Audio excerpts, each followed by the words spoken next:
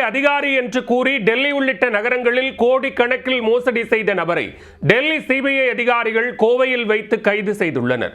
மத்திய அரசு வேலை வாங்கி தருவதாக கூறி பலரிடம் லட்சக்கணக்கில் பணம் வசூலித்து ஏமாற்றியதாக கூறப்படும் சம்பவத்தின் பின்னணி என்ன?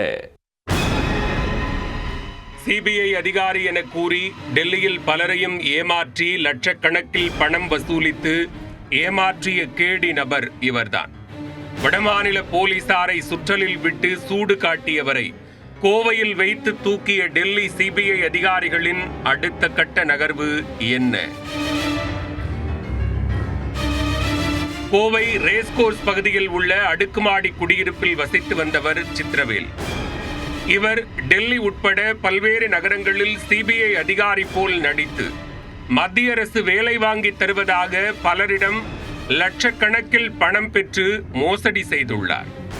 அதில் பாதிக்கப்பட்ட பலரும் டெல்லி போலீசாரிடம் புகார் அளிக்க அவ்வழக்கு சிபிஐ அதிகாரிகளுக்கு கைமாறியது.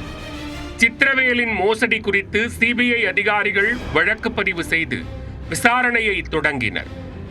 அதில் சித்ரவேல் கோவையில் தங்கியிருப்பது குறித்து டெல்லி அதிகாரிகளுக்கு தகவல் கிடைத்துள்ளது.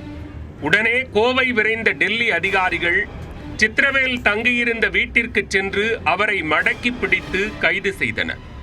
அவரது வீட்டில் சோதனை நடத்திய போது ஏராளமான போலி அடையாள அட்டைகள் கைப்பற்றப்பட்டுள்ளதாக தகவல்கள் வெளியாகியுள்ளன. அதாவது சிபிஐ அதிகாரி தோற்றத்தில் போலி அடையாள அட்டைகள் சிக்கியுள்ளன. தொடர்ந்து கைது செய்யப்பட்ட சித்ரவேலை மத்திய ஆயுதப்படை போலீசாரின் உதவியுடன் தனி இடத்துக்கு அழைத்துச் சென்று விசாரணை நடத்திய அதிகாரிகள் பின்னர் கோவை குற்றவியல் நீதிமன்றத்தில் ஆஜர்படுத்தினர்.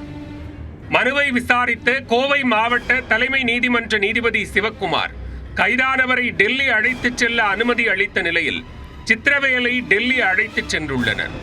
அங்கு நீடிக்கும் விசாரணையில் சித்ரவேலின் கேடி வேலைகள் குறித்து மொத்தமாக அம்பலமாகும். பின்னர் அவர் டெல்லி சிறையில் கம்பி எண்ணுவார் என்று எதிர்பார்க்கப்படுகிறது.